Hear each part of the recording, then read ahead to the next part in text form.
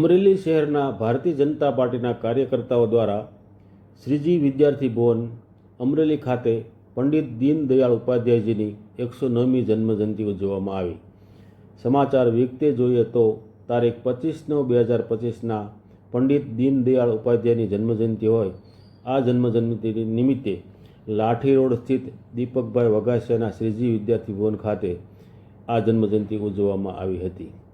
આ પ્રસંગે Amreli ward number 4ના કાર્યકર્તાઓ અને શહેરના ભાજપ અગ્રણી ડૉક્ટર ભાનુભાઈ કિકાણી, અમરેલી શહેર ભાજપ પ્રમુખ વિજયભાઈ ચોટલિયા, જિલ્લા ભાજપના મંત્રી રેખાબેન માવદિયા, આરતીબેન અટારા, પૂર્વ પ્રમુખ શ્રી બિપિનભાઈ જોશી, મીસાવાસી શ્રી રામજીભાઈ કાપડિયા, વિશ્વ હિન્દુ પરિષદના મંત્રી શ્રી હિતેશભાઈ મહેતા, પ્રદેશ મંત્રી બક્ષીપંચ મોરચાના વકીલ શ્રી મયુરભાઈ માંજરિયા, ભાજપના જિલ્લા ખજાનચી અને શ્રીજી વિદ્યાર્થી ભવનના માલિક શ્રી દીપકભાઈ વઘાસિયા, વિપુલભાઈ ભટ્ટી, નગરપાલિકા સદસ્ય શ્રી નરેશભાઈ મહેતા, શ્રી મનેશભાઈ ધરજીયા તથા કિશોરભાઈ આજુગિયા, નાથુભાઈ દાદલ, નીલદીપસિંહ ગોહિલ, મુકેશભાઈ તેરૈયા, ભગત તળાવિયા, ભરતભાઈ જોશી, રણજીતભાઈ વાળા વગેરે કાર્યકર્તાઓ હાજર રહ્યા હતા।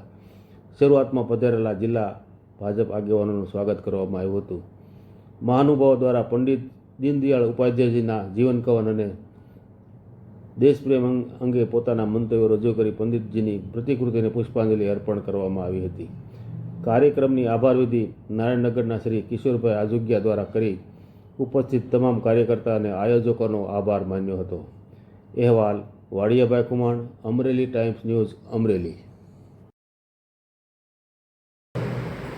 ભાજપના દરેક કાર્યકર્તાઓ 10 વાર વાંચે 10 વાર વાંચે ને પછી અડધી કલાક પંડિત દીનદયાળજી માટે નોન સ્ટોપ બોલી શકે।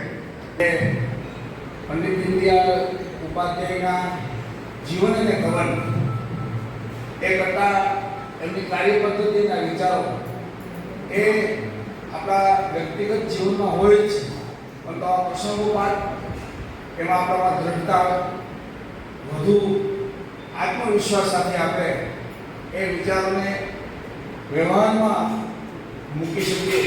ભારત માતા કી જય, વંદે જય જય શ્રી રામ।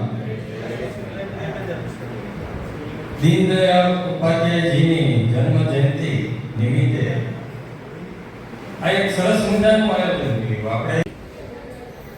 આજરોજ પંડિત દીનદયાળ ઉપાધ્યાયજીની જન્મ જયંતિ નિમિત્તે અમરેલી શહેર વોર્ડ નંબર 4ના ઘણા કાર્યકર્તાઓ સાથે મળી એકત્રિત થઈ પંડિતજીને પુષ્પાંજલિ અર્પણ કરી અને તેમના જીવનના આદર્શો, સિદ્ધાંતો, અંત્યોદયની વાત કાર્યકરોમાં પહોંચાડી અને પંડિતજી પ્રત્યે આદર અને ઋણની લાગણી વ્યક્ત કરી।